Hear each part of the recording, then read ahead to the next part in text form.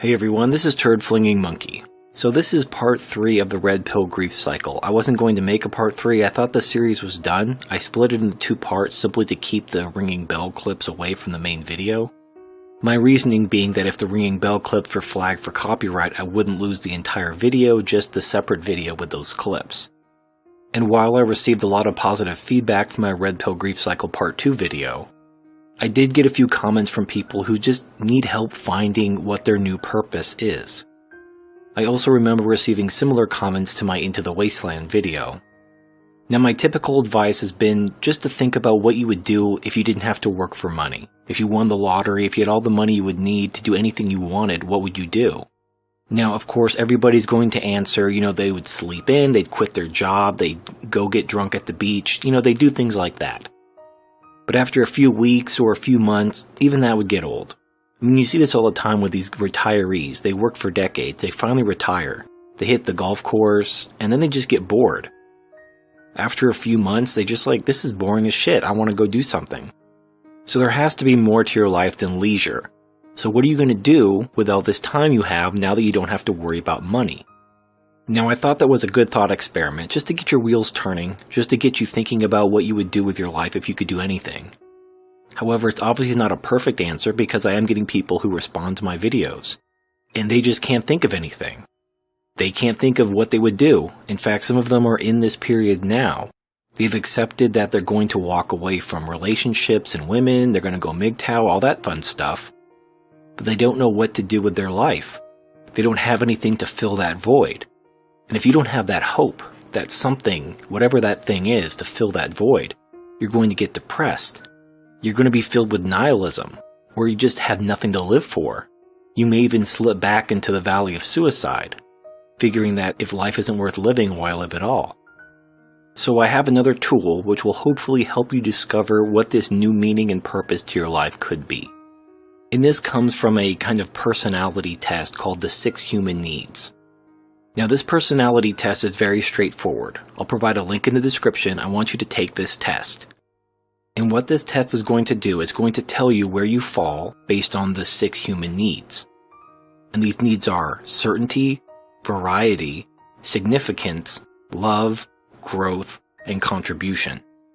And these are multiple choice questions. You just answer them yes, no, or maybe. There's about 80 questions.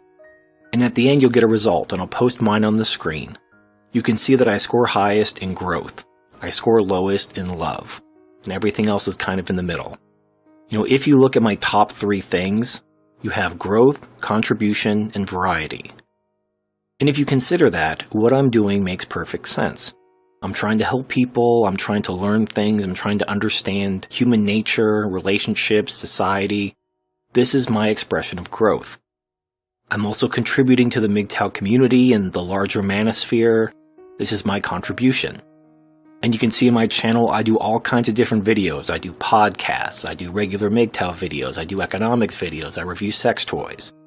This is my expression of variety. So you could look at these results, compare it to what I do on my YouTube channel, and you can see how I'm expressing this in my own life. Now how you score on this test and the needs you find the most important are going to vary. If you get different results than me, it doesn't mean you're better or worse than me. You're just different. You're your own man. This is where the road to self-actualization leads. This is why you can't really have a mentor when it comes to self-actualization. The road to self-actualization begins and ends with yourself. You need to understand yourself. Once you understand yourself, once you understand your needs, then you need to move towards expressing those needs and self-actualize. So if you score extremely high in growth and contribution like me, you may find fulfillment and self-actualization through something like a YouTube channel. Helping other men, contributing to the manosphere, doing what you want, living your life 0 fucks given. However, what if you score higher in another category? What if you score high in significance and contribution? Well, then you might want to be a famous scientist, maybe the next Tesla, the next Leonardo da Vinci. These are things you could do as a MGTOW.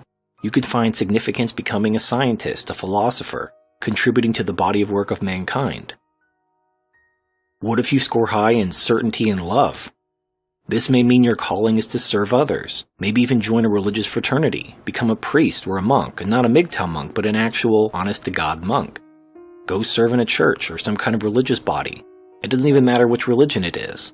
And it's important to note that most religions recognize that in order to serve God with your whole being, you can't be married. So this fits perfectly into MGTOW philosophy. Now you're still more or less sacrificing your life for something else. But this may be what's important to you. If you score highest in love, this means you're going to define yourself through your relationships. So going your own way to the extent where you really just don't care about others isn't going to mesh with your personality. Now, if you can't reorient yourself to not care about love, it just may be part of who you are. I scored high in growth and low in love. That's just who I am. Could I change? Possibly. It would be extremely hard, extremely painful.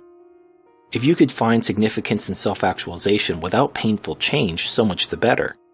So perhaps if you score extremely high in love, think of a life of service. Join some group, even a charity if you're not religious. You can serve your fellow man and find meaning and purpose in that. The point is, the goal of self-actualization isn't an end goal. It's a state of mind. Somebody asked me in a podcast, it wasn't live, it was after the podcast was over, but we were still talking. He asked me if I was self-actualized myself. Think of the red pill grief cycle not as a linear path where once you move forward, you can never move back, but more like a traffic circle or a rotary in Europe. You're always going around. You may have moments where you slip back into the red pill rage, where you slip back into depression, where you need to lean on your brothers. This doesn't mean you're no longer self-actualized. It just means you're human. You're going to keep moving. Life never stops. But one of the best ways to know you're self-actualized is if you're happy. If you feel fulfilled in what you're doing now, just simply ask yourself, are you happy doing what you're doing? If you could, would you do something different? If the answer is yes, if you're not happy where you are, if you're not happy doing what you're doing and you'd rather do something else, then make plans, come up with an actionable strategy to get where you want to go. You don't have a wife or a family holding you back. Everything is internal. You are in complete control of who you are and where you are. So if you don't like where you are, then move. If there's something you want to do, make a plan and do it. And constantly check in with yourself once you've achieved what you set out to achieve. Ask yourself if you're happy, if there's something else you'd rather do.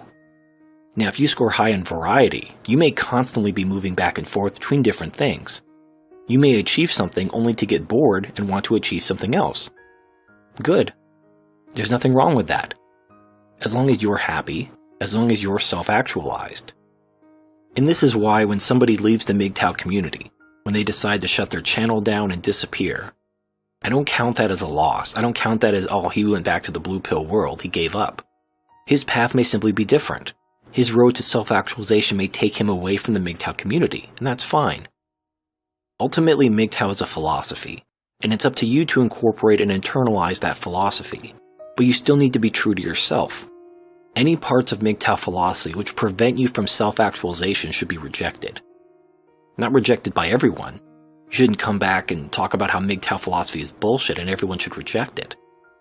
It just means that for you, your path to self-actualization may not incorporate all the facets of MGTOW philosophy, and there's nothing wrong with that.